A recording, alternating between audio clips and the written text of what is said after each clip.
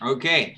Hello, good morning, good afternoon, good evening. This is Dino Patsi Jalal, founder of Foreign Policy Community of Indonesia, speaking in Jakarta.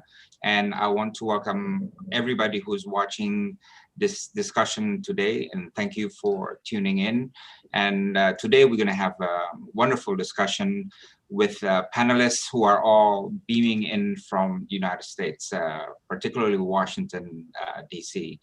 We're going to be discussing the conditions in the United States, the U.S. elections, political, economic, and social updates, and U.S. foreign policy. And I know out of all the elections that are going on this year, the United States election is the most consequential one. And a lot of people are watching it and having a lot of questions. So this is going to be a great opportunity for you to learn directly from people who are based in the US and who are very actively monitoring and commenting on these issues. Today we have three panelists. One is Amisha Cross. She is a Democratic strategist and activist, I think formerly Miss America or Miss Jamaica. Just kidding. uh, and you see her all over TV channels giving her in-depth analysis on the state of U.S. politics. Thank you for joining us, Misha. And then we have Paxton Baker. Paxton is also based in Washington, D.C. He is very active and well-known in the entertainment community in the U.S. He was the chairman of the Congressional Award, and he's also the chairman of the Washington Nationals Founding Partners Group, which is a baseball team in the US, and recently they won the national championship. He's also an avid basketball player, and I have the honor to, I know he will deny it, but I scored a lot of points when I played him. So not too many Asians. You got one win at the pit. You're proud of it. You earned it. Not too many Asians can score on a black guy, but I did. So thank you. Yeah, you earned it. And last but not least, we have Bob Blake, who was America's ambassador to Indonesia. I keep saying you're Indonesia's ambassador to the United States. Who is America's ambassador to Indonesia? Good friend of Indonesia. He traveled extensively when he was in Indonesia. He retired from the State Department, from diplomacy, several years ago. I think it was at a time when President Trump assumed the presidency, and now he's in private sector, but remained very active in informing us about events in Washington, D.C. So thank you all. Maybe I'll jump into the first question, and any of you can answer it. When I studied in the U.S. in late 70s, I noticed some racism, racial tension, because I studied in Virginia, but then I came back 2010 as ambassador to Washington, D.C. And I really thought that, America had changed a great deal. You had Black president. I saw a lot of white and Black couples on the streets, interracial marriages. A lot of African Americans were doing so well on the national scene and so on. But now we see the Black Lives Movement, the George Floyd murder, and recently the Jacob Blake incident, and so on. And you see a lot of racial tensions and racial protests. So a lot of people are asking me in Indonesia, what is going on? I thought you have moved beyond that. Can anybody explain what is going on in the United States? How did you regress again? Maybe Amisha, you want to comment on that? Yeah, that's a really good setup that you gave a moment ago. I think that it's important to take American progress in context, because for many African Americans who've lived in this country and worked in this country and been educated in this country from the beginning, America never really moved too far beyond what its past was. And it seemed like every inch of progress we got, there happened to be another setback.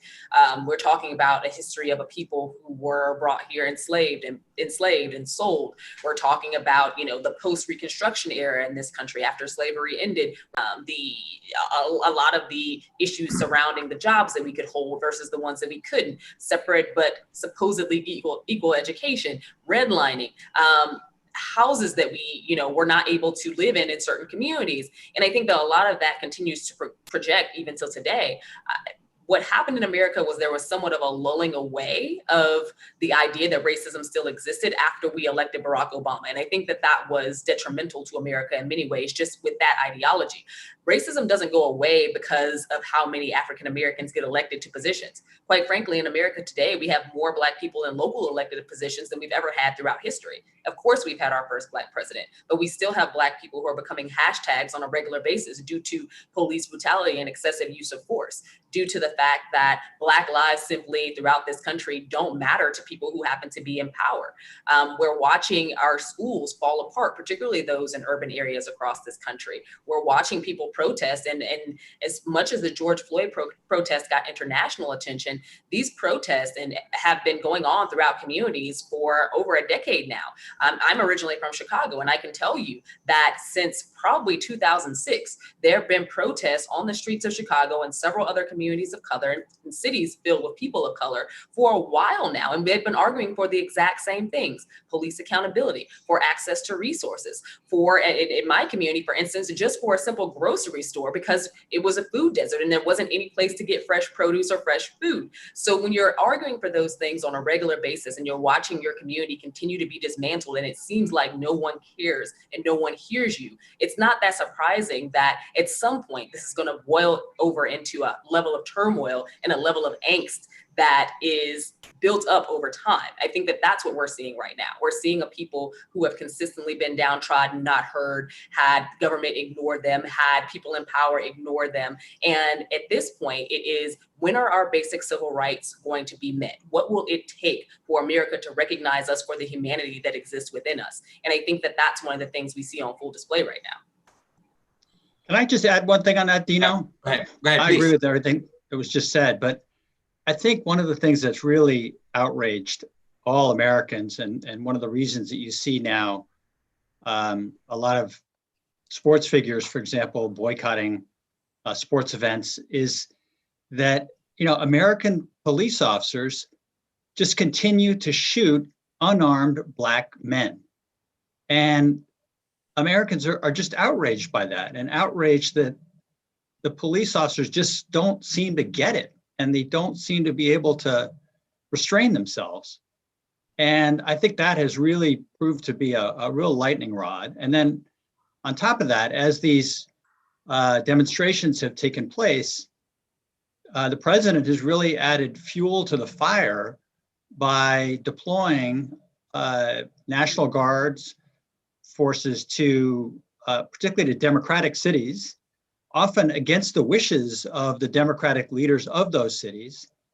And that has further fueled a lot of the tensions in these areas. And indeed, the president's talking about that again in Kenosha, Wisconsin, after what happened to poor Jacob Blake. So I think there's a fundamental issue of training of police officers and just making them understand that there are non-lethal ways of dealing with these issues, and they've got to be deployed. And to that, I think the other issue is, and this is just, I'm going to get, sorry, Paxton, I just had to add this point in, that as much as we have these conversations about trainings, and we have them regularly, I have several family members and friends who are in law enforcement, what we know is that these trainings have not necessarily worked, particularly when it comes to policing of minority communities. But these same officers can go in to white communities and not exhibit the same behavior. So I don't necessarily think that it's trainings, because we've seen them, take precautions. We've seen white people not be victimized at the rate we're seeing Black people. And on that same token, I feel like at the end of the day, what we see is there is a disconnect between how police officers react to African Americans and how they react to non-African Americans. And that's something across the board. And part of it, I think, is, again, a historical context of a lot of people in power seeing African Americans as a threat.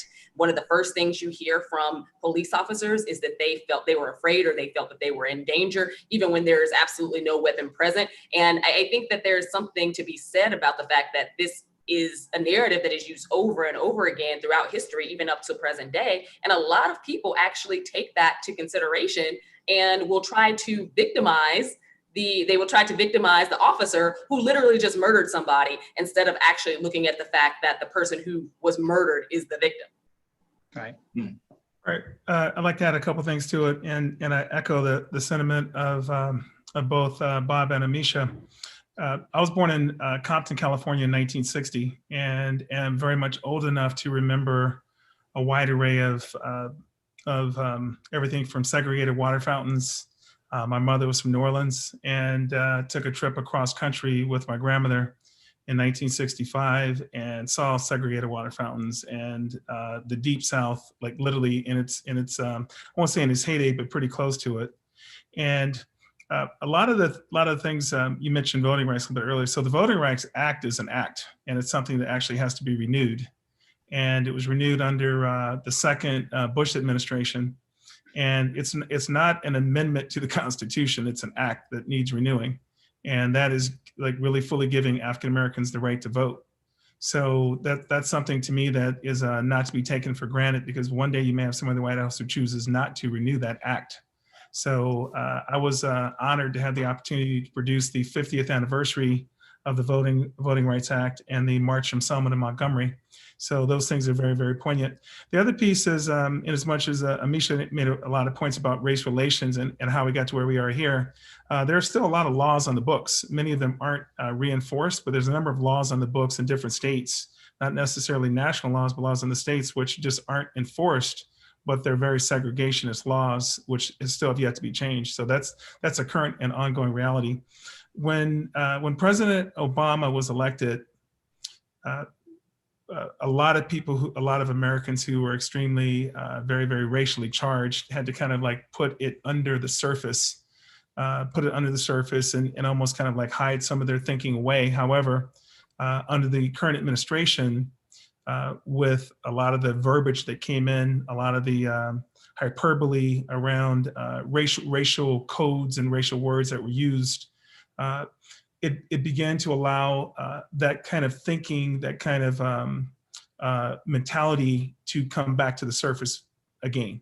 So things like in Charlottesville, when the riot broke out there, with the other side confronting the white nationalist marchers with the tiki torches, and the president came out and made the statement about there's awful good people on both sides.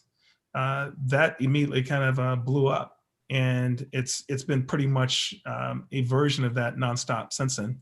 So I'm using quotes that were given by the actual president of the United States, and so for me, it's not so much a matter of my interpretation of it, but when someone says there's good sides for people who are marching, saying that Jews and African Americans will not replace them, that like really candidly speaks for itself.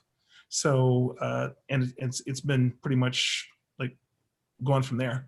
And, or things like making statements to when police officers are in the White House, that you can, beat them up and make various statements about it. It's like, that was unfortunate, but it's like, that's part of what has charged the climate that we're living in today. And it's unfortunate.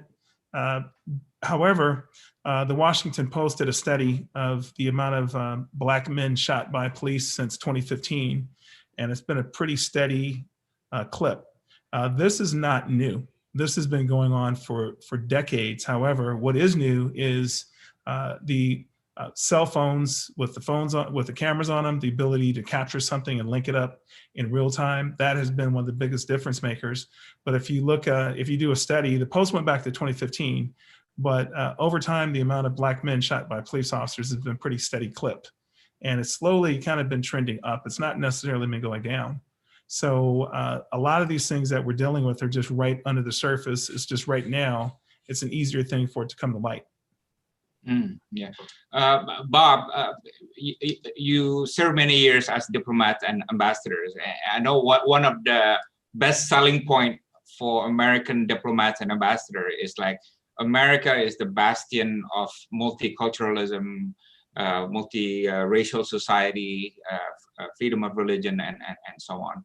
But with all these racial tensions going on and dominating the news about America, do you think this has somehow undermined that part of the American messaging to the global community? Yeah, I think it has. I mean, I think, you know, we've always been, as a diplomat for 31 years, I used to say to people, look, we're far from perfect. We all have our problems, but what we're proud of is we're proud of our institutions. We're proud of our separation of powers, you know, our independent judiciary, our free press, and all of those institutions that help to make America strong. And so, yes, we do have problems that emerge, but invariably those institutions are there to cope with those. And I think what's new this time around is that, you know, Trump has really tried to really diminish a lot of these institutions that act as a check on his power and authority, whether it's congressional oversight and, you know, the ability of Congress to subpoena people and to call administration witnesses up, whether it's the independence of the Department of Justice and the Attorney General, who have become very partisan and have, you know, are not as independent in enforcing the law as they have been in previous times, whether it's his relentless attacks on the press as the enemy and so forth.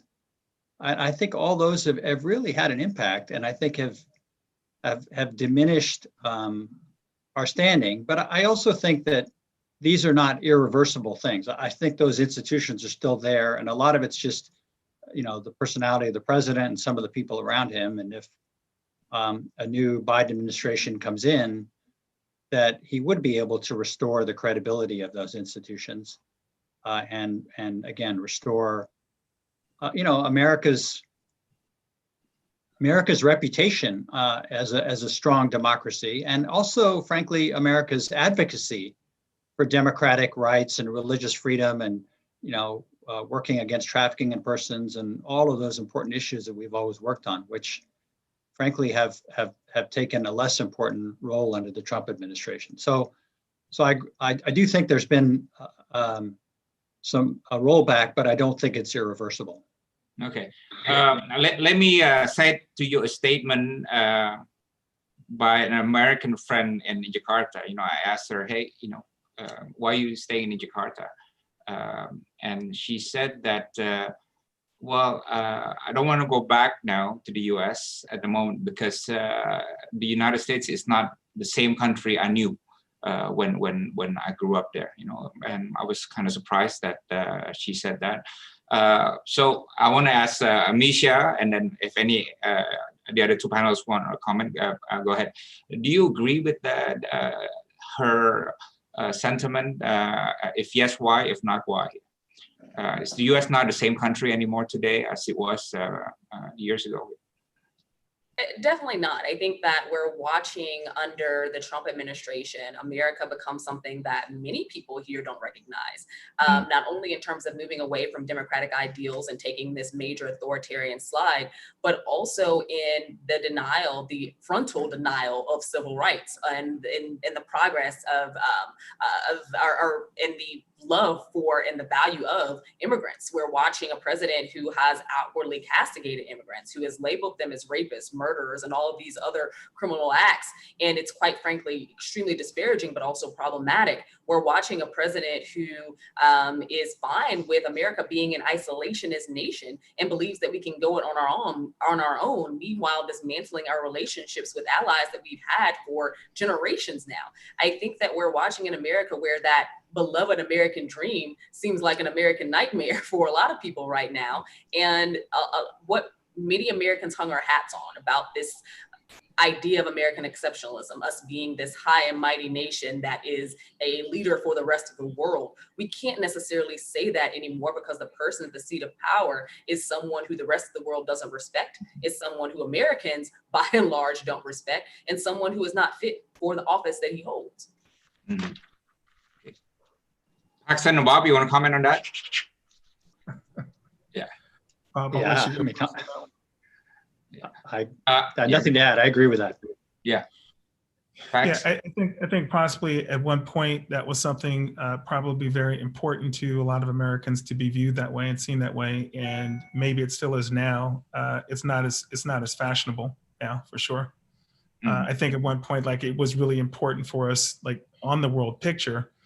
However, I would say, kind of like, in addition to the current administration, in addition to that, I think COVID-19 has kind of really crippled us in some ways from a international vision. And then, I mean, like right now, Americans that can't even travel to Europe if they wanted to, and that certainly is something that we certainly would not have seen for ourselves at any given point, that actually a pandemic would come. And because of how our country has handled it, and our numbers are just dramatically out of control, that we actually would not be allowed to travel to other countries. That's unprecedented.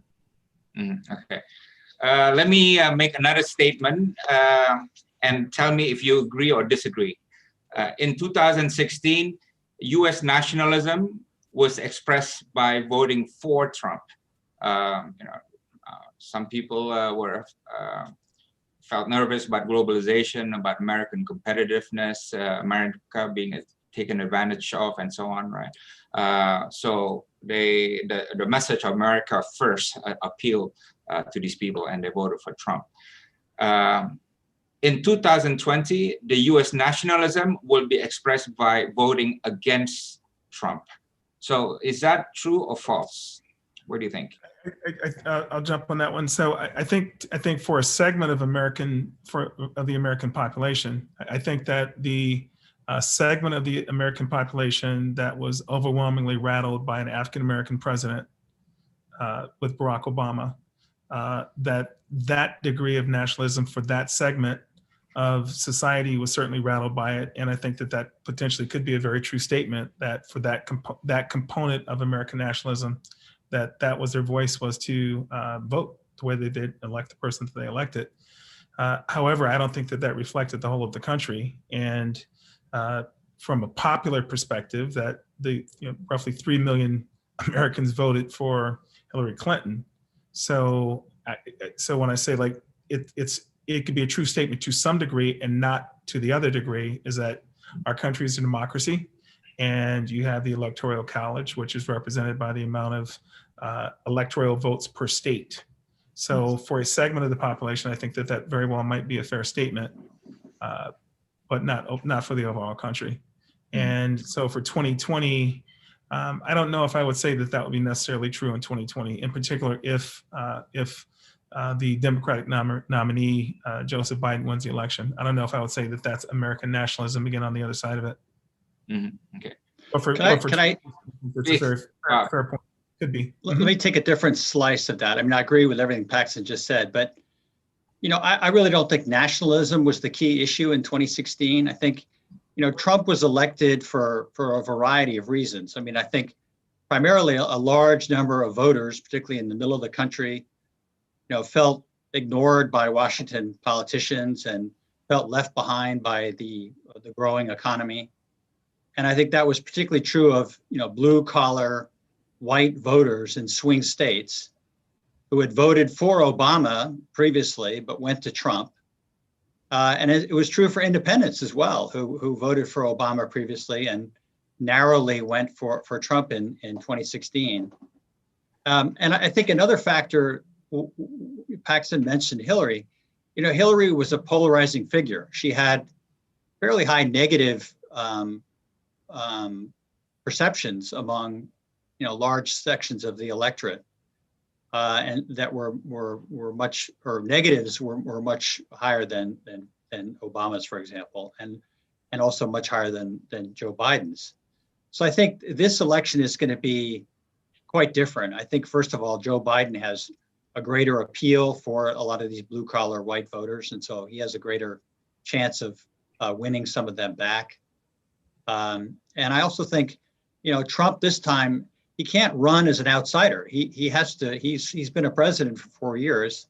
He's got to defend his own record, and his record has been mixed, helping a lot of those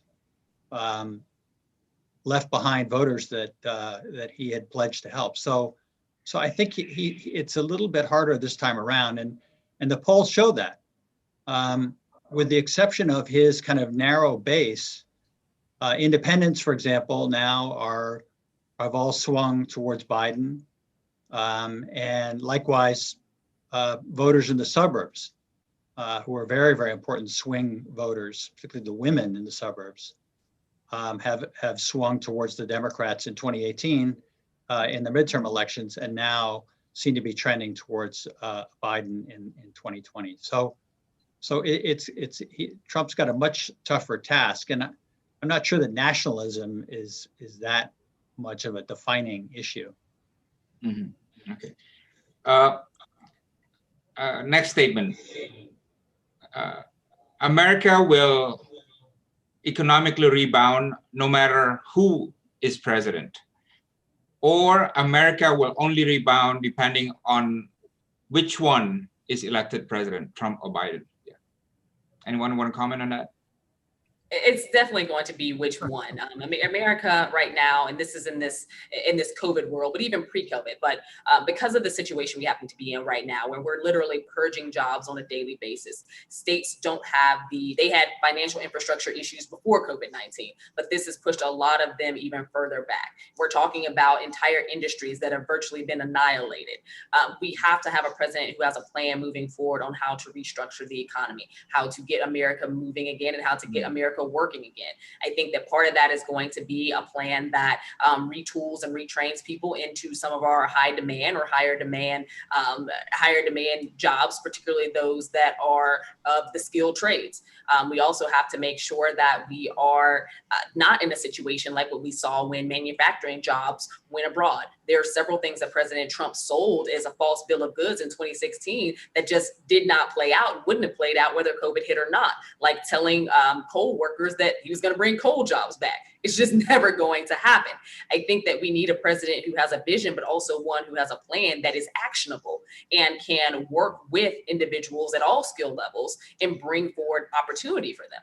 What we see is that President Trump, he rode in on this wave in many ways of the economic recovery and reinvestment plan from President Obama, that much of the fruit was shown during the first couple of years of Trump's administration.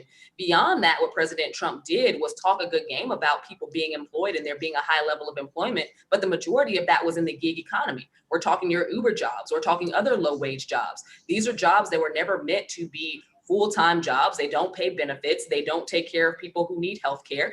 And what we need is an America that provides for those things, because a person shouldn't have to work multiple jobs to make ends meet. A person shouldn't have to work multiple jobs and still not have health insurance. A person shouldn't have to worry about childcare or whether they will have a job or not based on the childcare opportunities available to them.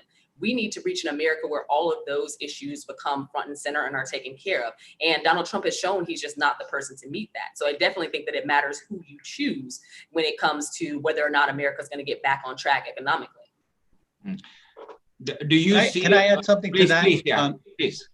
I think this is a really, really important issue.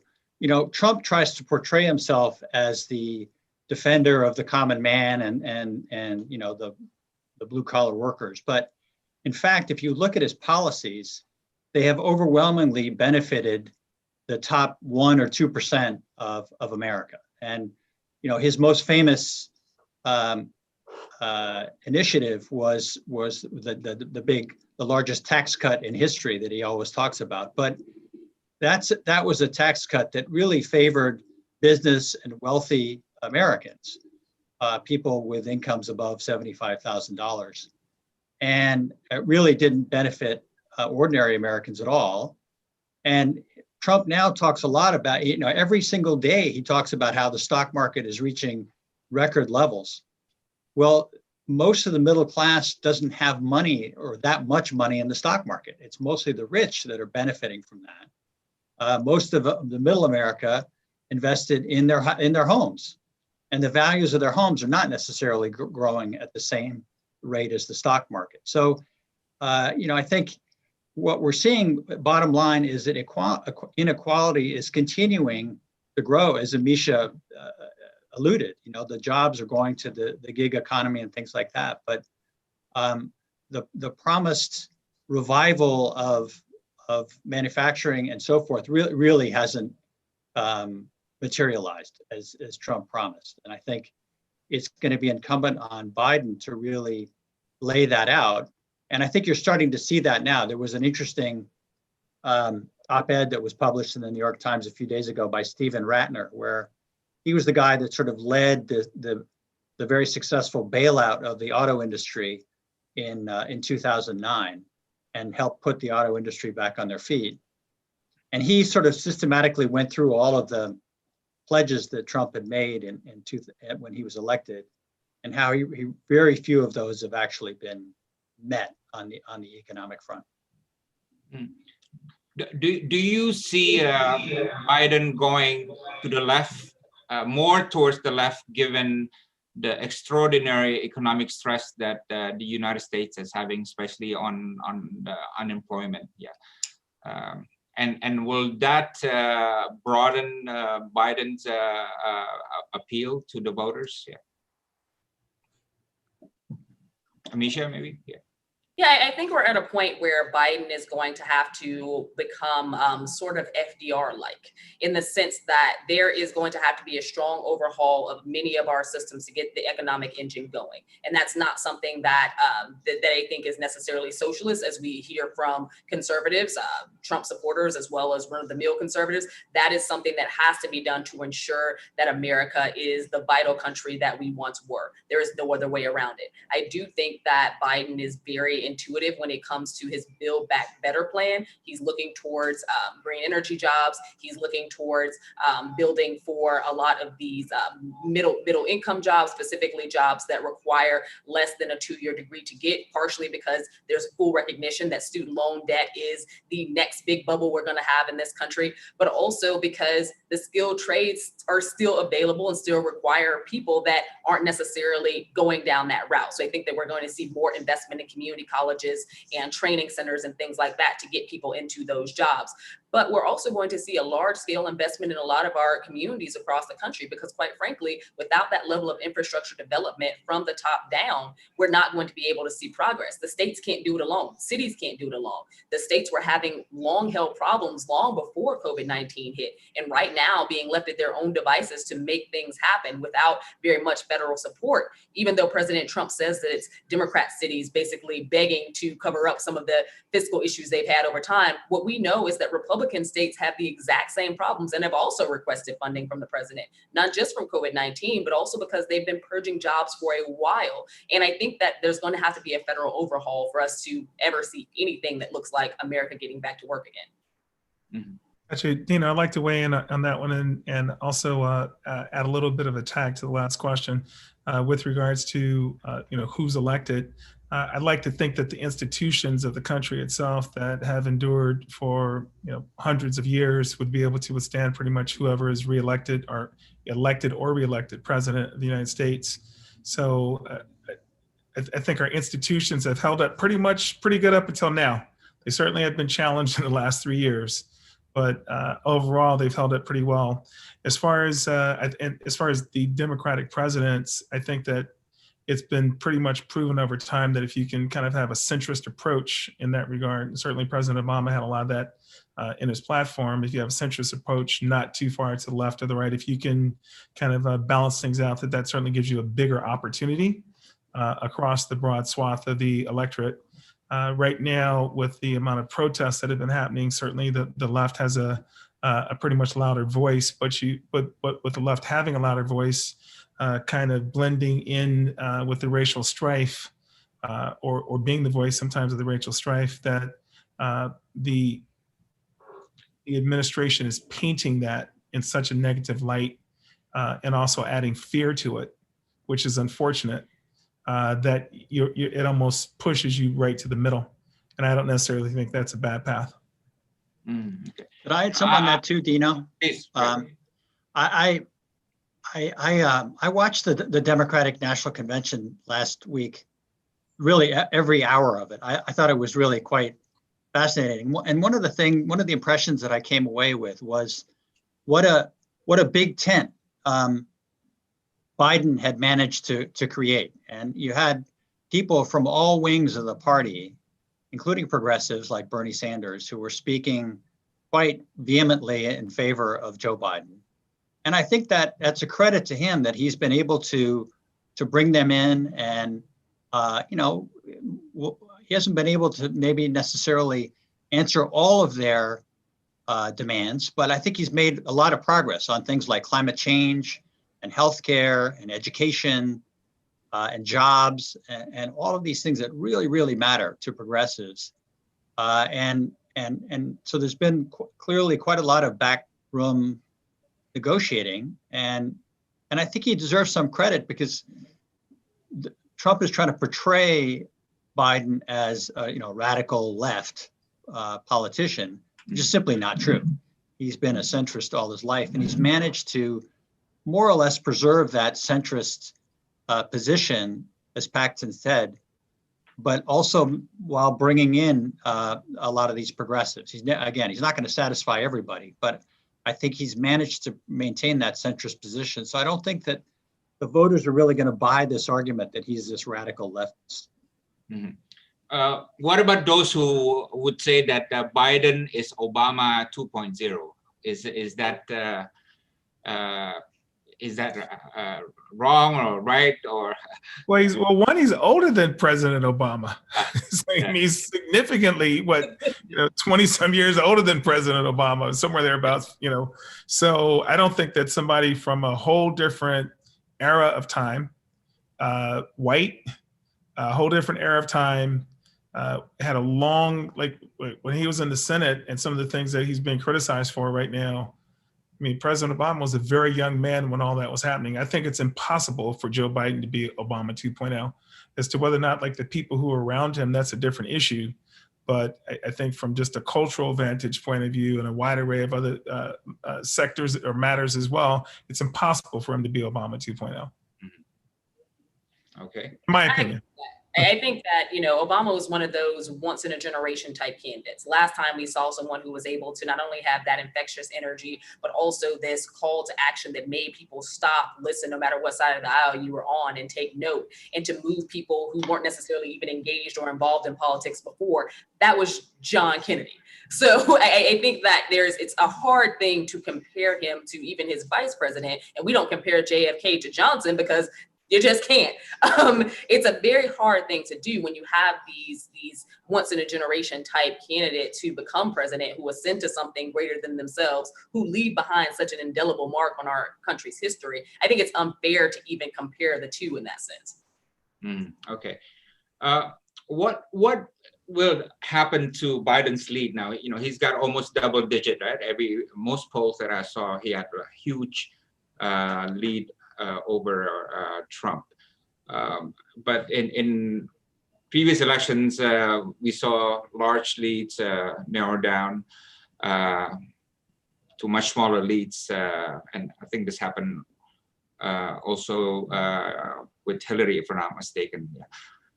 But what do you think will happen in the next 2 or 3 months to this large lead? Will it stay there, or do you think it will minimize quite a bit? It always tightens. Okay. Yeah.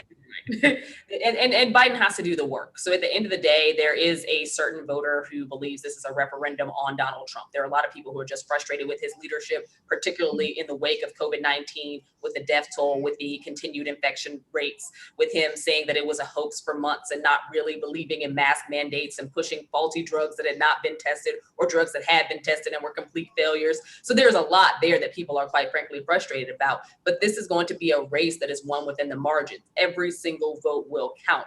And in America, we talk about something called the October surprise. Everyone waits to October to see what magical thing is going to happen with one candidate or the other, and whether or not that big surprise is going to shed light on that candidate and may potentially change voters' views.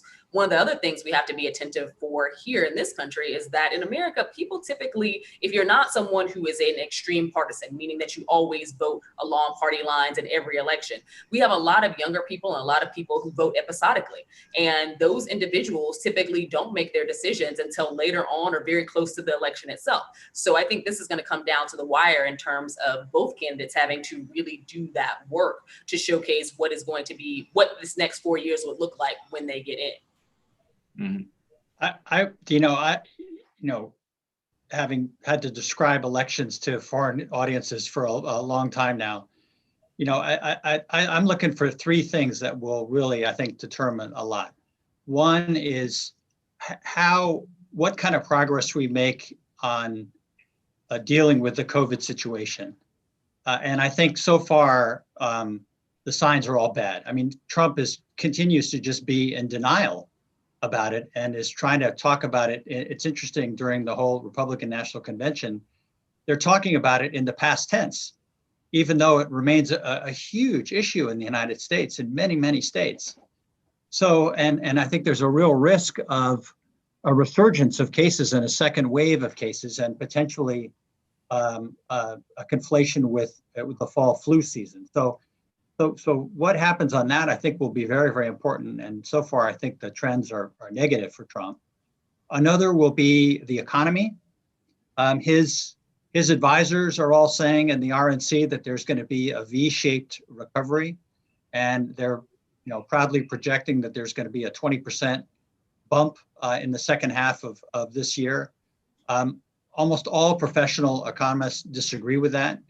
First of all, because they don't think that until you can figure out the COVID situation, you're not going to be able to get the economy moving again.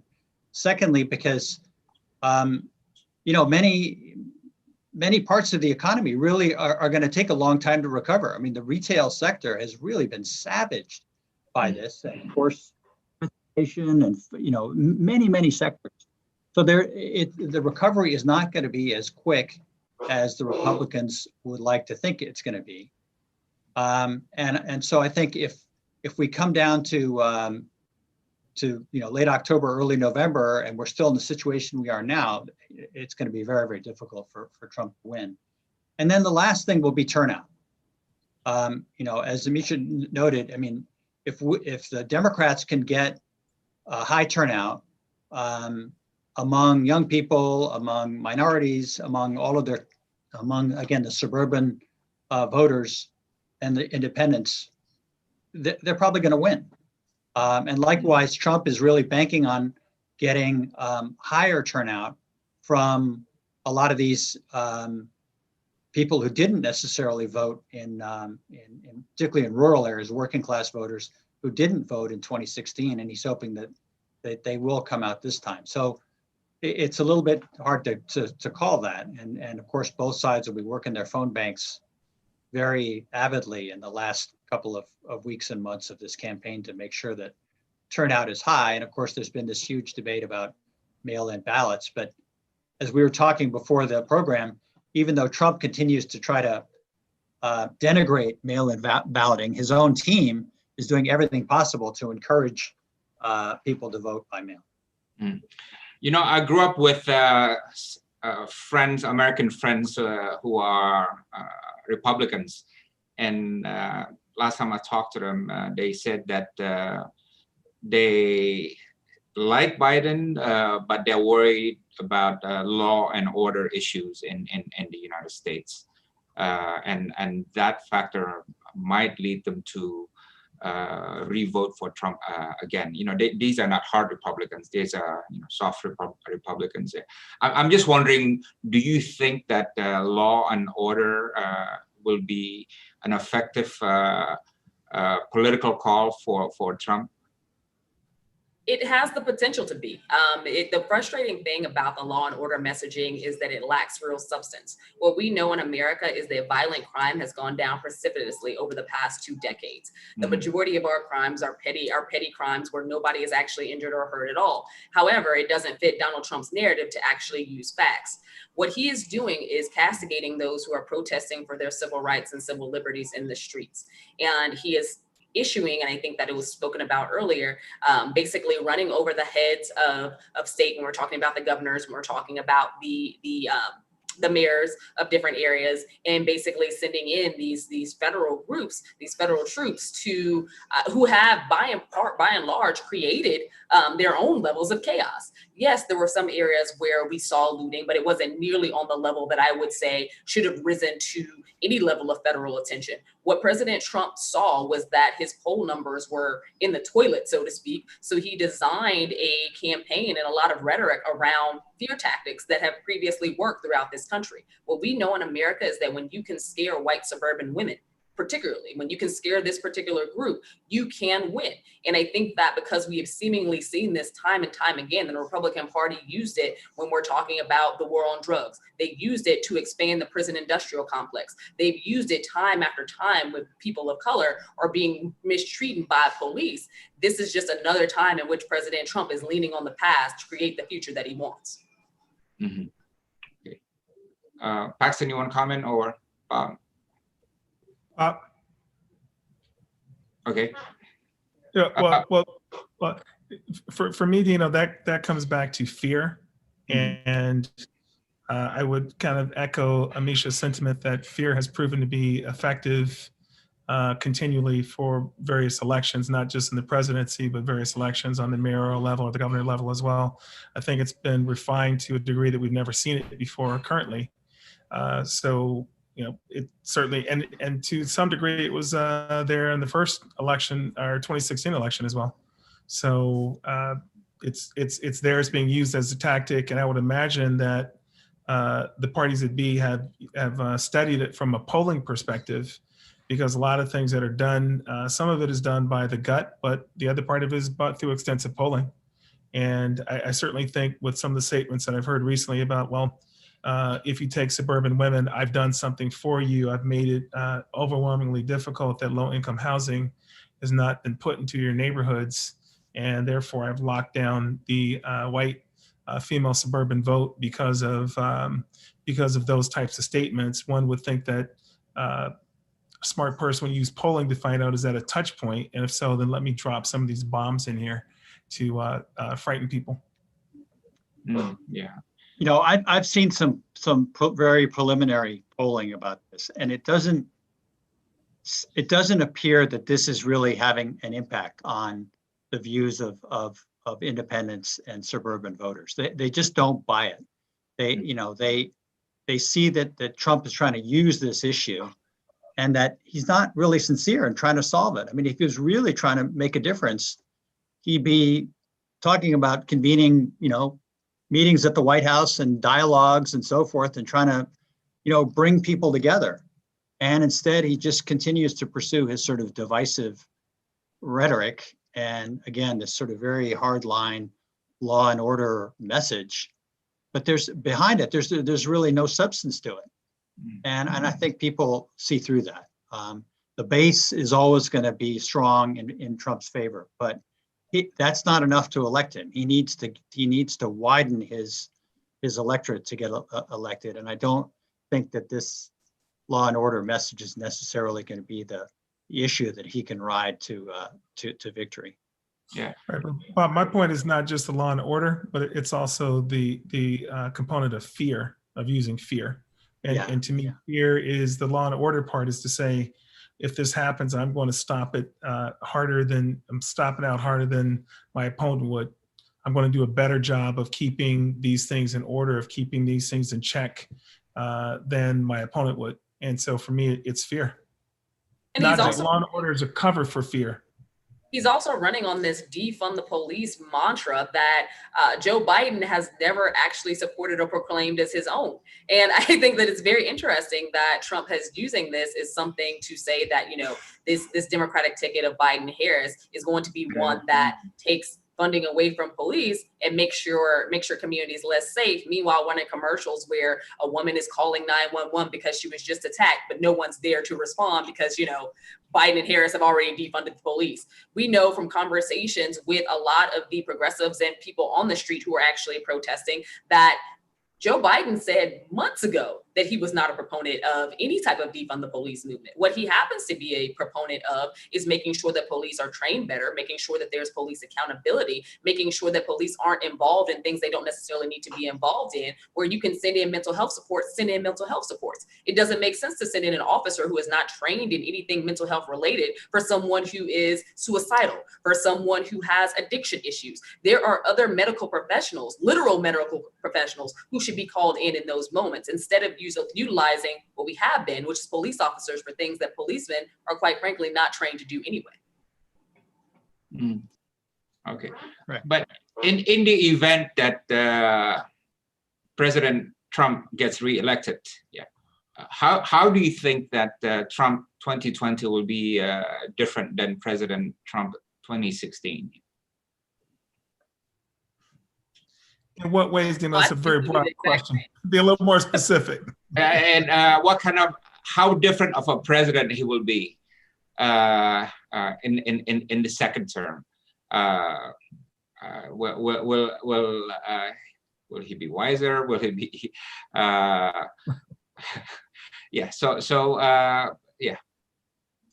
Now, Trump should Trump get reelected in 2020, he's going to be the same Trump he was in 2016. That was the same Trump that he was in 1996. That was the same Trump he was in 1976. This is a president who is a known racist.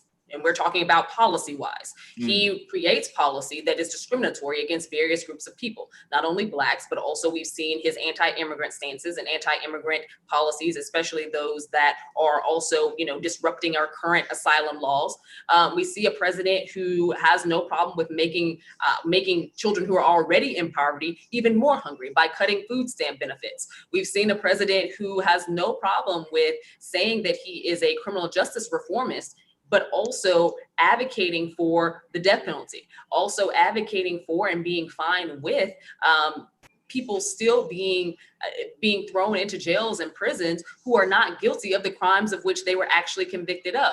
This is a president who has absolutely no issue with young people being charged as adults. And then we later find out that they didn't even commit the crimes that they were accused of, yet this president can't even find it within himself to own up to the onerous he has in accusing them in the first place. A president who also has long held housing issues. So when he made the statements that I think Paxton mentioned earlier about the protection of these white suburban communities from low-income people moving in. This isn't new Trump 2020. This is Donald Trump from 1980s and 1970s who also didn't want low-income Black people or low-income Latino people, or quite frankly, anybody that was Black and brown living in his housing in New York.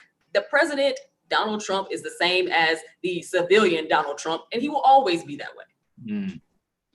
Let me just add maybe on the foreign policy front, Dino, that I think one of the interesting things that you've been seeing in the last couple of weeks has been the parade of Republican leaders, and particularly foreign policy personnel who worked in the Bush administrations and previous Republican administrations, many of whom have come out in publicly endorsing Joe Biden.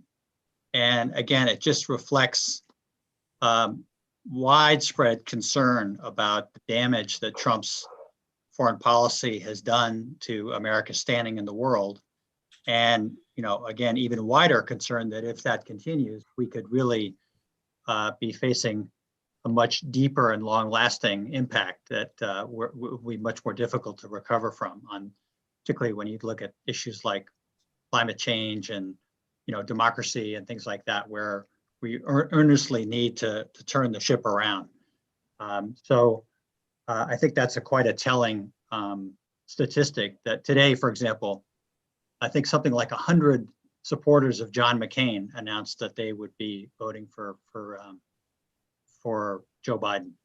And we've seen similar announcements from former military people and many, many other so-called Republicans, people like Colin Powell, who was, of course, Secretary of State under George W. Bush, who have endorsed Joe Biden. So there's an understanding that a second Trump term would do incalculable damage to our standing and to our interests, and therefore people are taking a stand, which is important. Yeah. Well, in media there is Yusuf Wanandi, from CSIS has written just that. Actually, he wrote that.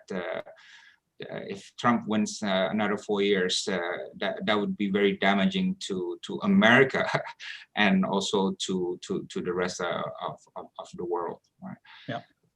And I remember, I served as second-term president. Yeah. And I remember just when he won the second term, the first question he asked was, "What could we do differently, and what could we learn from the first term that we can use to have a better second term?" But from Amisha's answer, that seems to be not possible under Trump, second term Trump. President Obama, I think when President Trump was elected, his comment was the structural or the institutional integrity of our country is about to be tested.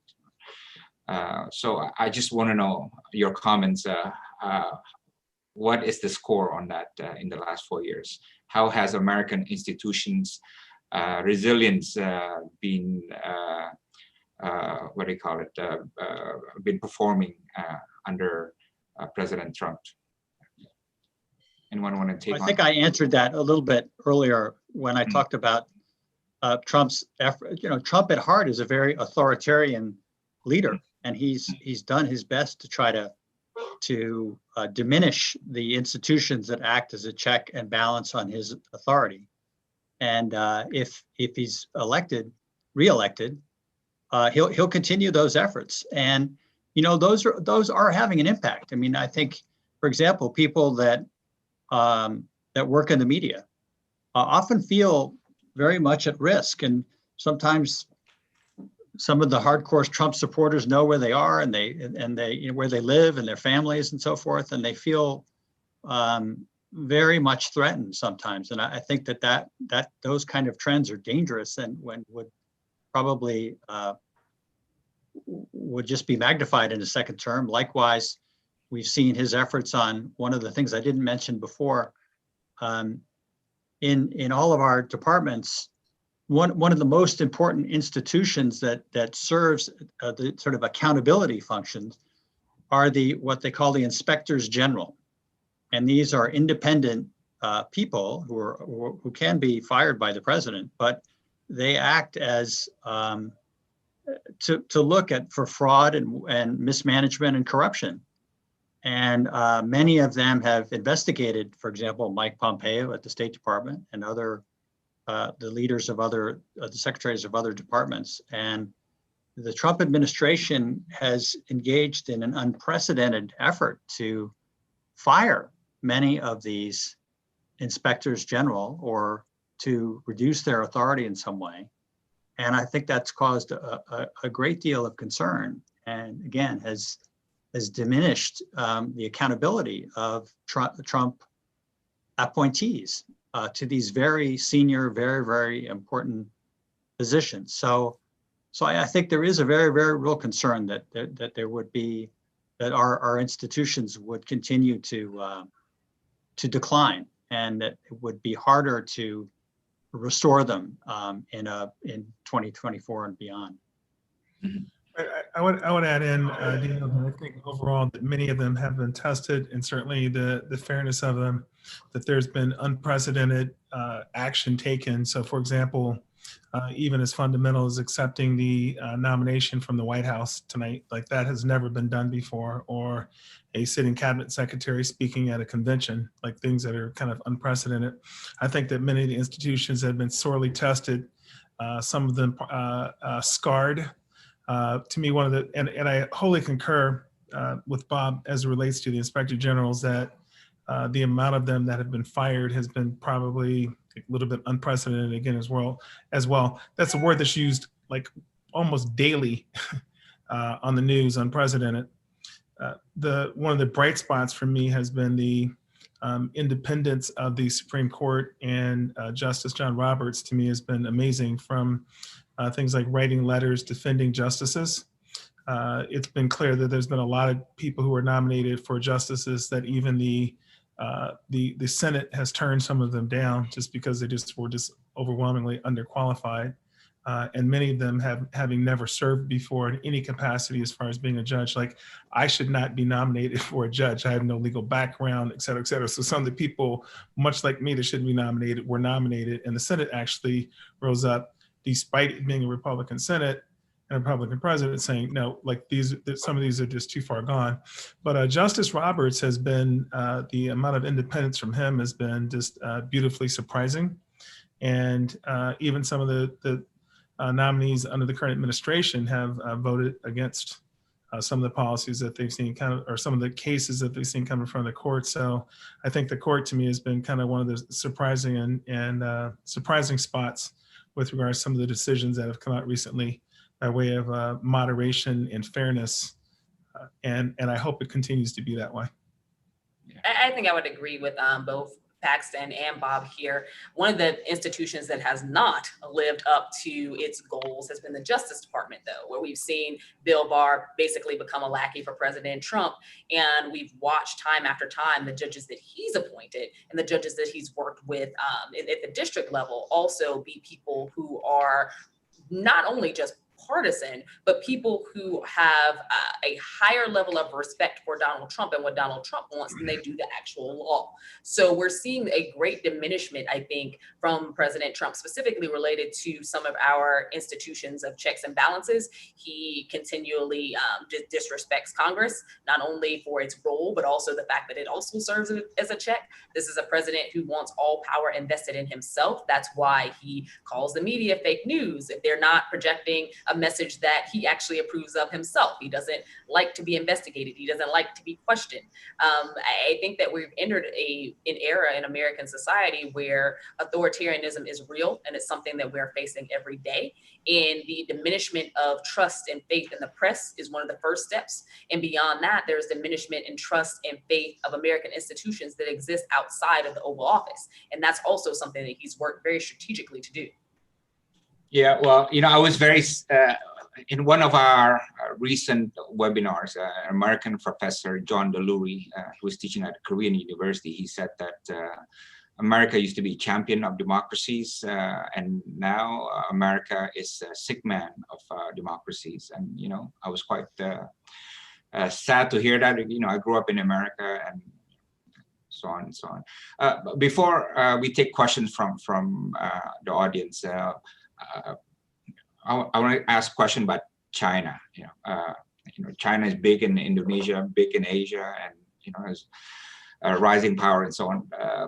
But in the U.S. elections, do you see that China is the largest foreign policy issue, or not necessarily so?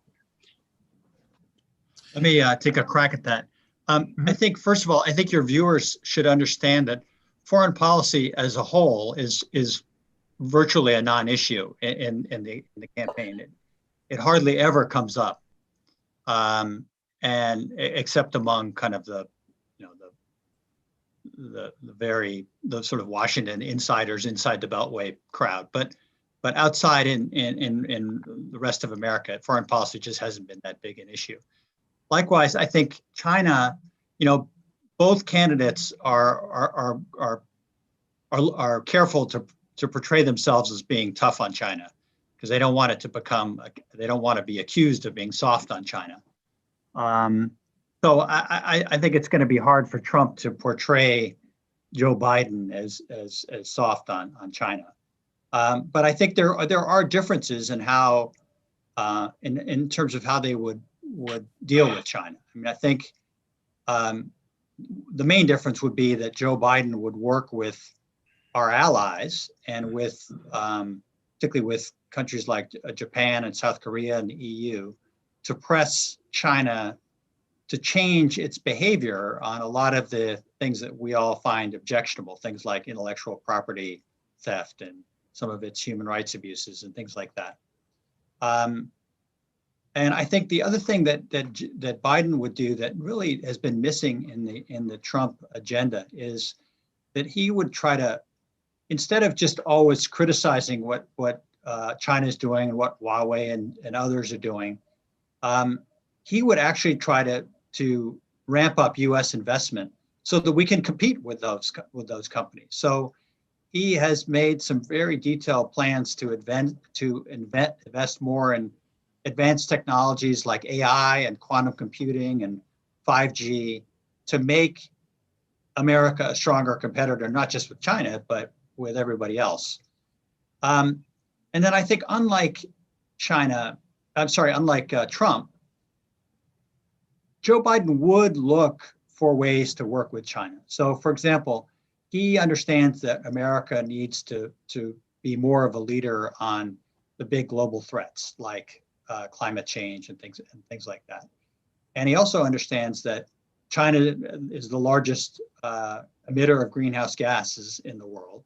So of course we've got to work with China, and they've got to take a leadership position and a leading role in reducing their own greenhouse gas emissions. They've got to reduce their subsidies on coal and things like that. So I think he, unlike Trump, who's just pursued a relentless anti-China policy without really much to show for it, quite frankly, you would see a little bit more of a nuanced position from Joe Biden.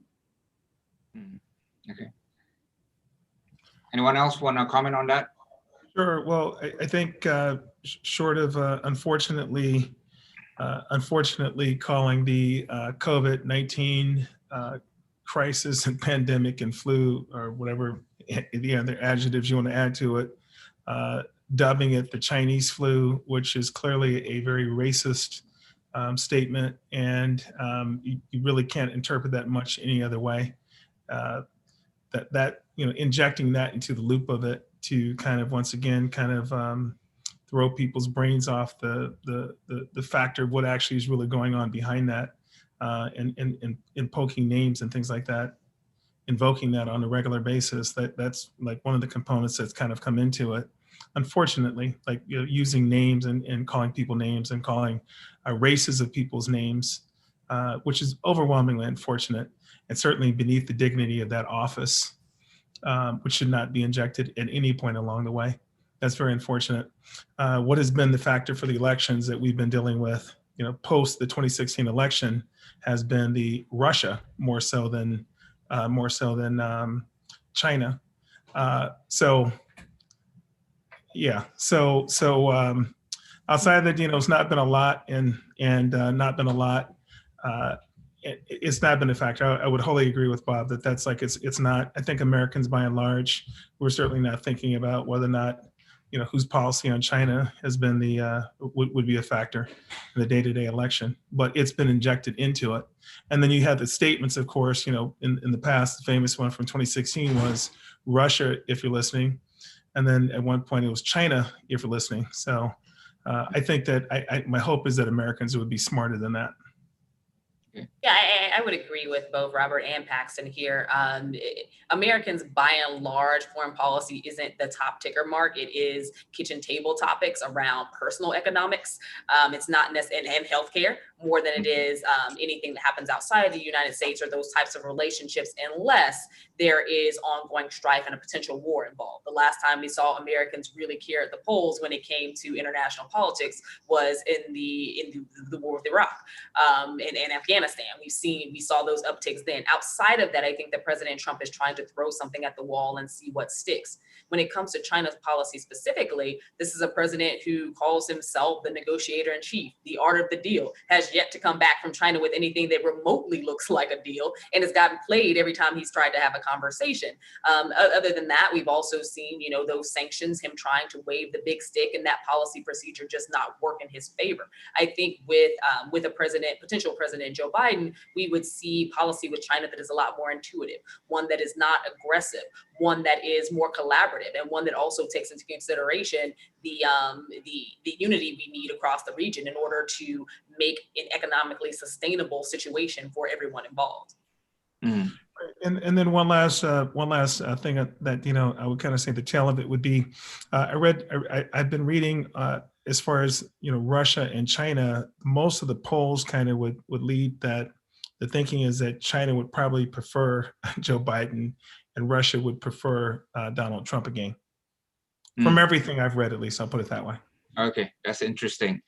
Let's take some questions from the audience. We have a question from Arvi.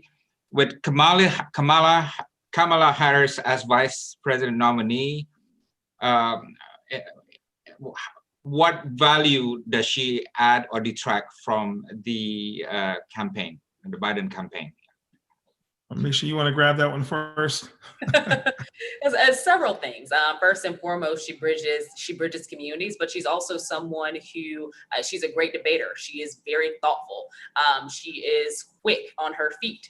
I think that she adds an element of knowing how to interrogate, knowing how to preempt a lot of the barbs that may be thrown her way by Trump and his acolytes. We saw Kamala Harris be extremely exquisite in the way that she interrogates, in the way that she interviews. We watched her during the Brett Kavanaugh confirmation hearings for the Supreme Court. We've watched her question President Trump and some of his allies around the relationship in the 2016 election with Russia. She's somebody who does not back down from a fight, and I think that makes her one of the perfect choices to be a running mate, because we know that Donald Trump is going to throw everything but the kitchen sink at this race, and he is going to get down and he's going to get dirty very quickly. And I think that she's someone who's up to that task and is not going to allow for this president to run over her or that Biden-Harris ticket in any way. Mm-hmm. I would add that.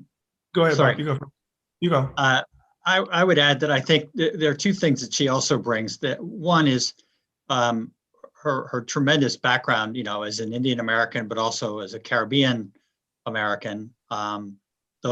She's just she almost is emblematic of this big tent that the Democrats are trying to show America about, and I think she's lovely in that sense and has really excited those communities. But I also think that she brings great experience. A lot of the other candidates who were being considered didn't quite have as much experience, and really might have been, Donald Trump might have been able to persuade voters that they really weren't ready to step up if Joe Biden, for example, were to pass away in office. You can't say that about Kamala Harris. She's been a United States senator. She's been a prosecutor. She's risen through the ranks, and everybody acknowledges that she's a very able and accomplished woman. And as Amisha said, she's also a great debater who's going to be I think will be able to stand up to a lot of the attacks that Trump and his team are going to throw her way. Okay. I thought it was a brilliant pick. That was actually my thought that was going to be who was early on, actually, when the campaign actually first started, when everybody was kind of getting in the loop for it. I would echo Bob and also Amisha's comments with regards to her and the quality of what she brings to the office. Certainly having been a prosecutor for the state of California, the largest, most populated state in the country. And one of the things I admired early on, so as far as being a person of mixed heritage, I saw one of her early interviews and she said, I identify with being a Black person. You may or may not remember Tiger Woods when he first broke out and did not kind of say that, I'm a Black person, when that's what you're considered, whether that you consider yourself that or not, that's what you're considered. So she was smart in how she handled that. You know, certainly from mixed parentage, that's great, but she's considered a Black person. She went to Howard University. And it's interesting sometimes, and it certainly happened with President Obama, who lived a life as a Black man who happened to be in a white environment when he was at Harvard University. But when he went to Chicago, he's a community organizer and he was very much considered Black. Is sometimes when a successful African-American is in a position like that, the question is, are they Black enough? Well, she went to Howard University and lived in Washington, Northeast Washington, D.C. on Georgia Avenue when she was here in the city, and she considered herself a Black woman. So I think that I hope that that kind of goes away quickly. One of the problems with the Hillary Clinton candidacy was that she did not excite African Americans. And I certainly think that Joe Biden was mindful of that. It's no secret that his campaign was flailing up until South Carolina. And in South Carolina, when Jim Clyburn came out with an amazing speech, a very passionate speech, that was the turnaround point for the Biden candidacy for the Democratic nomination, and not lost anybody. And then the wisdom to me from Joe Biden of being able to put his ego aside to pick somebody who did come up overwhelmingly hard against him in the debates. And that was probably like one of the biggest moments in the Democratic debates when she came out and said, you know, I was the young girl who was the on the other side of busing. And it was pretty hard. It was very, very stark, but he had the humility and the wisdom to say, you know, regardless of what happened and somebody coming at me, this is politics. It's a tough game. I'm big enough to overcome this. I'm big enough to pick the person who's probably the best for the role and put my ego aside, which says a lot, to put my ego aside to make that choice to pull her in, because I think that she's probably the best person for the job. So I think it was a brilliant pick. Okay. You know, my only complaint to my American friends is, you know, whenever there's a candidate who's half Black, right, they always say, it has a Black candidate, you know, but Kamala is half Black and half Asian. And in my mind, she's always that's the a wonderful Asian thing. candidate. That's a wonderful thing. But white people in the United States, if you're of color, they Yeah, consider you Black. we didn't make that rule. White people did when they colonized this country and said one drop Black. So, three-fifths of a person and you're Black. So, yeah. But no, to me, no, Dino, I respect all of the components of her being, you know, Asian and Caribbean and things like that. But when you come to the United States, as far as the laws and the racial issues that you have as a person of color, allow me to assure you that she experiences all of them. Yeah. And even down to with the quick story that happened, Luray, Virginia.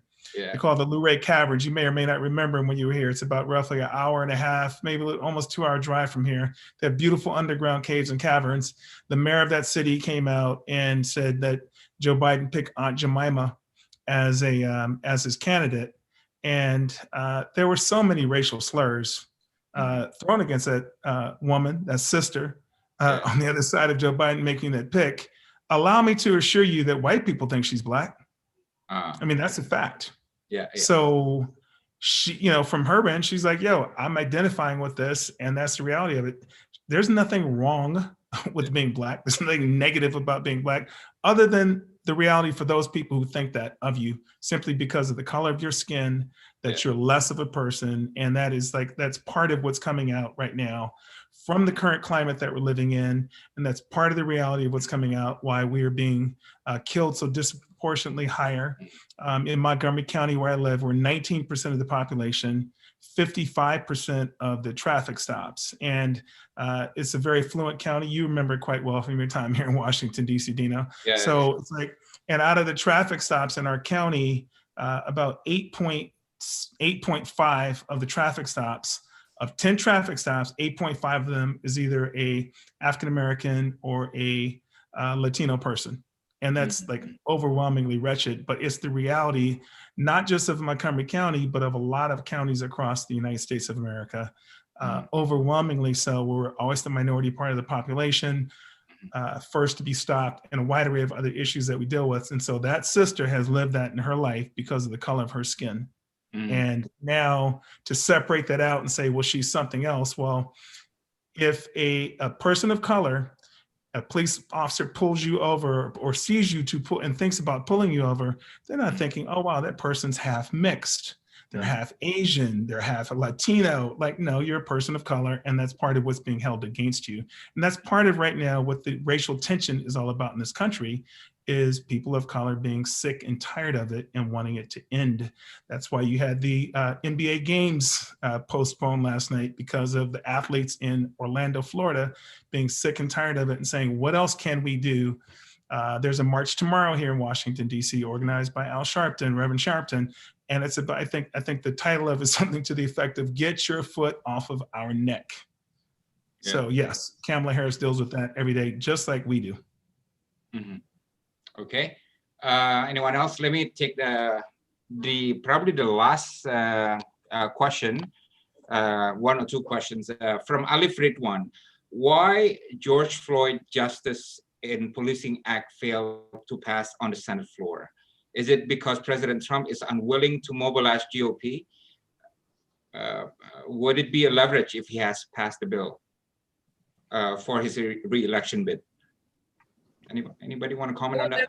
There are a few things at play there. One of the primary things is that the GOP happens to be very close, uncomfortably close to police unions across this country. It does not behoove police unions to actually sign up for something that is going to restrict their power. And I think that what we see from the Republican Party, who police unions are big donors to, who actually turn out a lot of people to vote for, is that they're not willing to put bans on certain things because they fundamentally believe that the way that they go about policing is absolutely fine and that there's nothing wrong with it. And they substantiate the brutality they use against Black people on a regular basis out of, oh, well, I'm going into this community where gun and gang violence is high, or where they're walking into, again, falling on those fear tactics where they believe that there is something to be feared.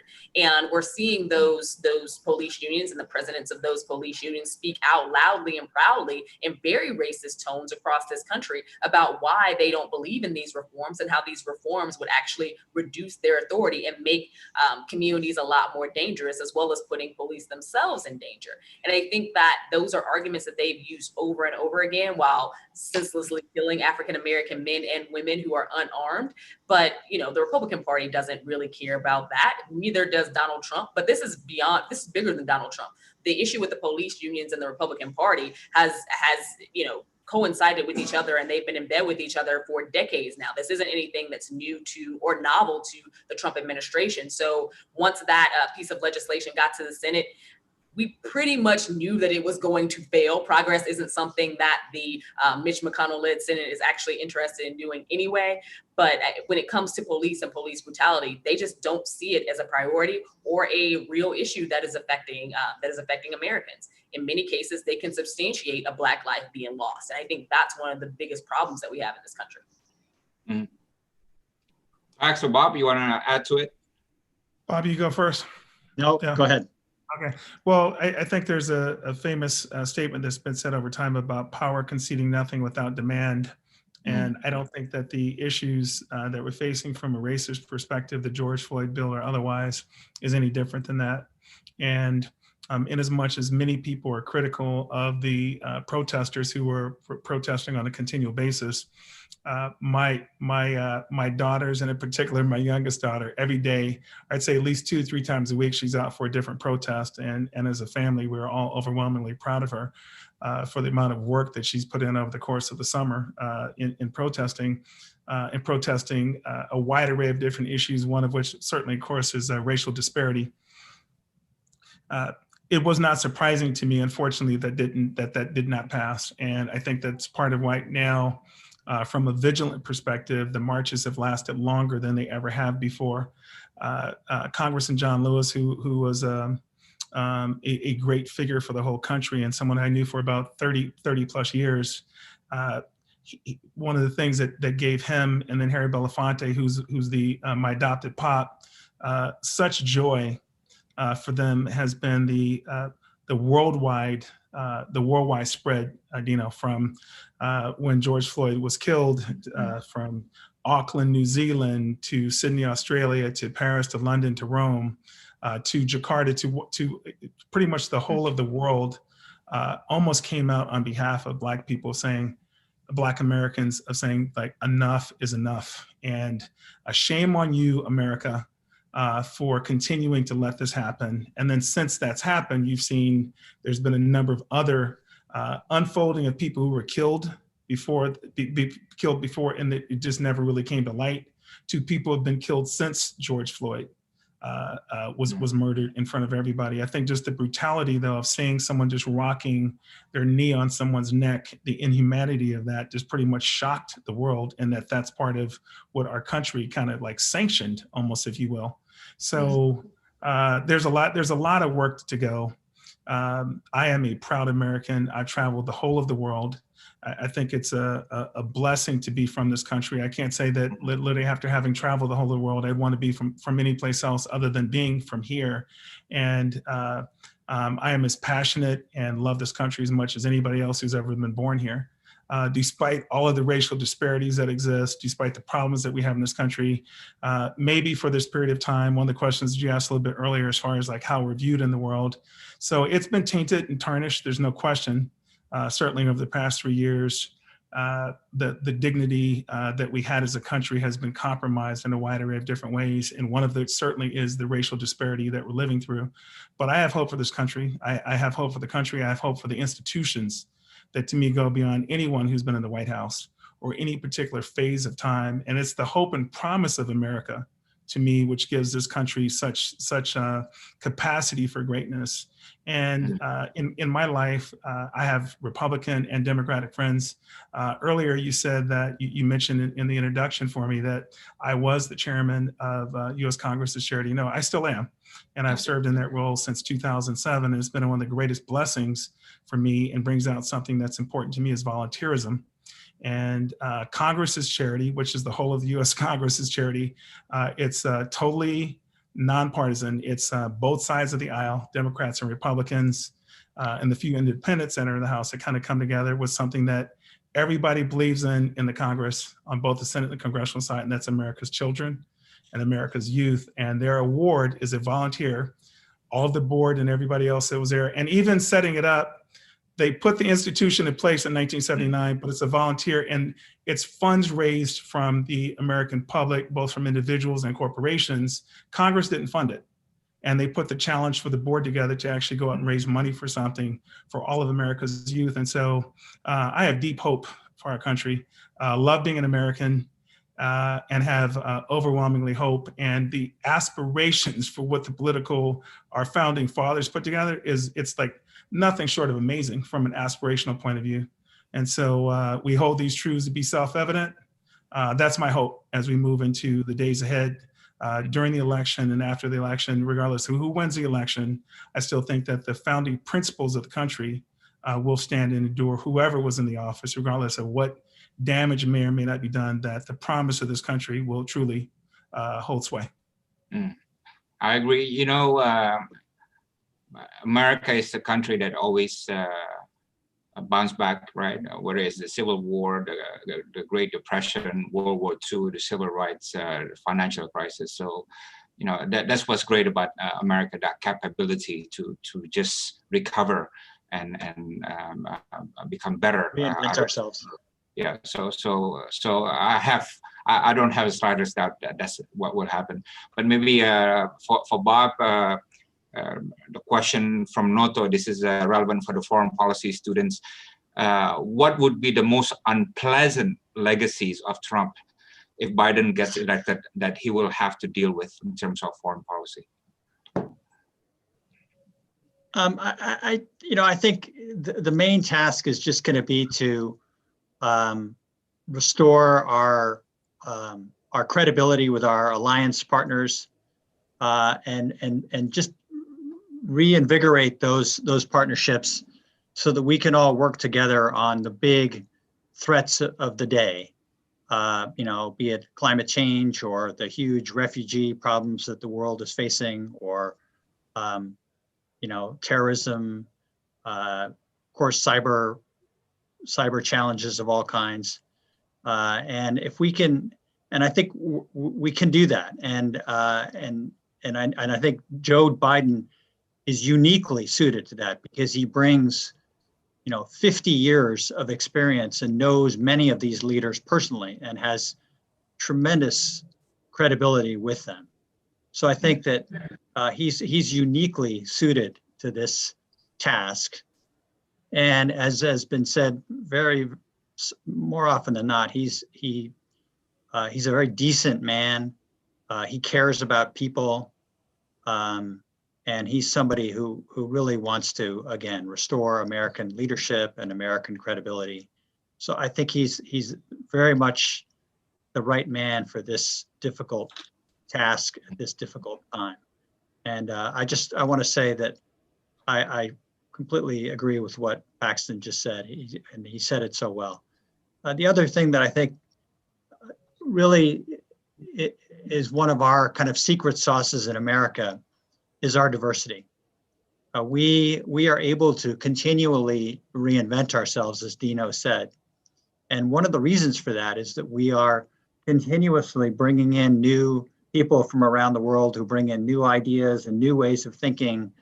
And we all very much regret that the Trump administration has temporarily shut a lot of that down. But I think we'll see a reinvigoration of that if Biden is elected. And I think, again, that our diversity is one of our real strengths and has helped in so many of those recoveries that Dino talked about, and it'll help again. So again, and to have someone like Kamala Harris from her tremendous and diverse background, she kind of symbolizes that promise, I think. And so we are, I very much share Paxton and Amisha's optimism, and I do feel that that nothing that Trump has done is irreversible, and we can very much restore American leadership and play a role in again, galvanizing these partnerships to deal with these terrible threats that the world is facing. Okay, final question to Amisha from Steffi. The question is, look, do you agree that this is the most polarizing time ever in US elections compared to previous elections? And do you have confidence that President Biden, if elected, will be able to heal that extreme polarization? Answer. Yeah. This is probably the most polarizing time in the modern era. Throughout American history, we've had polarizing presidents and definitely polarizing elections before, and situations where America basically ripped into two distinct things. We had a civil war here, for goodness sakes. But I think that right now, what we're looking at in this modern era is that there is extreme polarization and factions that have built out of that on both sides of our major parties, the Republicans and the Democrats. But this isn't something, again, that I would constitute solely to Trump. There have been several moves towards nativism, towards nationalism. Yes, Trump ratcheted those up, but those things already existed within America. I think sometimes we give President Trump too much credit for what it is that he's accomplished in terms of disuniting this country. There's been a slow build towards this for a long time now, and the election of President Obama, to many people's surprise, only advanced and pushed that disunity, that racism, that segment of the population that felt as though their dreams were now being denied because a Black man was actually able to walk into the highest seat in the world, being president of the United States of America. I think that we need to not forget the fact that as much unity as America was founded on in terms of rhetoric, that wasn't something that was necessarily seen in practice. There have always been groups that have been castigated, particularly those of color, but also Native Americans and women. We still have a long way to go to gender equality in this country. And I think that the further we move away from the promise of America, even though that promise has never actually been fulfilled, the further we move away from it and the more people don't necessarily buy into it as much as they used to, we're going to see more of those factions develop. And people are looking for answers, either be it from government, the private sector, whomever at this point. And I think that there is a force field coming towards the center. We don't have as much as we used to people on the right who are moderate Republicans. We don't have as many who are moderate Democrats. We do have people who are people who are on the extreme side of both. We also have, I think, what we're going to see in the next few years, more third parties actually sprout up and more interest in third parties sprout up. And I don't think that that's going to change anytime too soon. But I definitely want to point out that this did not start, nor do I think that it will end with Donald Trump. America is a country of many people, many different belief systems, many religions, many backgrounds. And anytime you have that many people together and that level of diversity, it's going to be hard to peg them down into two parties where those parties actually identify with everything that these people represent. If President Trump loses this November, is it remotely conceivable that he will run again in 24, or he's totally finished? Oh, he's done. His ego would not allow him to run again if he lost. Okay. What I think that he would do, should he lose in 2020, is that he will definitely take on the media landscape. What President Trump has been doing this entire time is pushing up and amplifying a lot of these conspiracy theories and propping up media that no one was really heard of or knew much about, like One America News, before his campaign cycle. And I think that he's definitely someone who is going to try to make his way into conservative media as an owner and someone who shapes messaging going forward. Okay. Well, we have one last quick thing I wanted to add is I agree with Amisha with regards to the modern era, but I mean, for those who study American history and know it, like the Lincoln Douglas in 1860 was pretty bitter. And then the founding fathers like Adams and Jefferson, many of them really did not get along with each other. And some of those early elections were pretty brutal and pretty dark as well in American history. It's just it's so far gone that we kind of forget all of that. But it's not always been just kind of like easy transitions from different administrations. And so this is the modern time, much like we're going through a pandemic. And my children joke with me that I signed God's yearbook that I'm that old.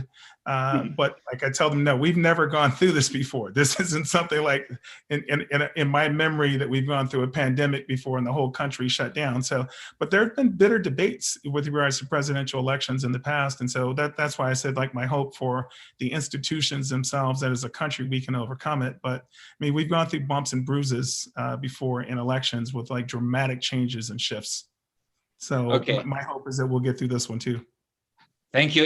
Unfortunately, we've come to the end of this session. It's been very wonderful discussion.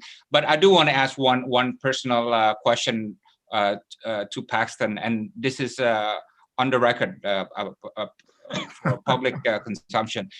Pax, you remember when your seatbelt, Paxton? Remember when I'm bracing. When we played basketball at the pit, right? I scored a couple points on you, right? I just want you to tell me, and to be on the record, tell the public, as a Black guy who's the best basketball player at the pit, what went through your mind when this weak, skinny Asian ambassador scored a couple points on you? What went through your mind? Well, so one, it comes down from a perspective of a viewpoint. So one, I don't view you that way. I view you as an athlete, and so.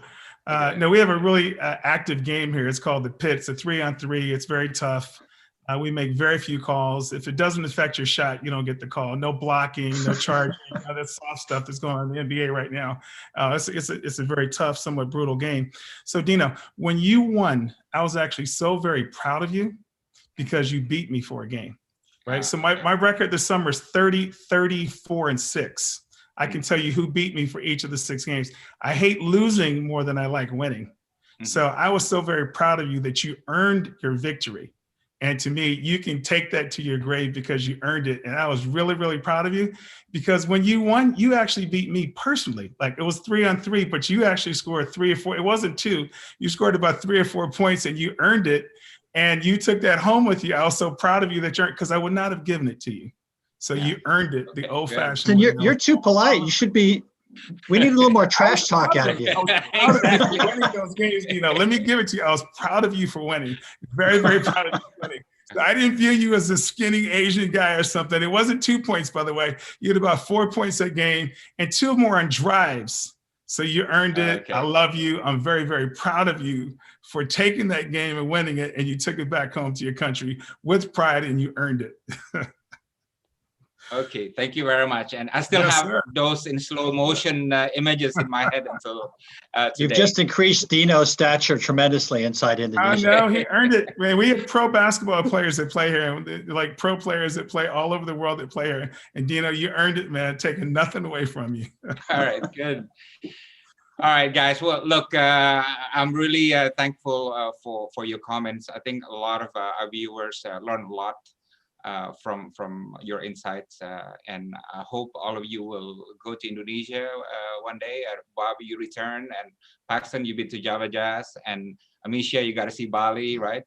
And take the family and everything, right? Lots of love from Indonesia. I can speak on behalf of Indonesians. We want the best for the United States. You know, I grew up in the United States. My father went to school there.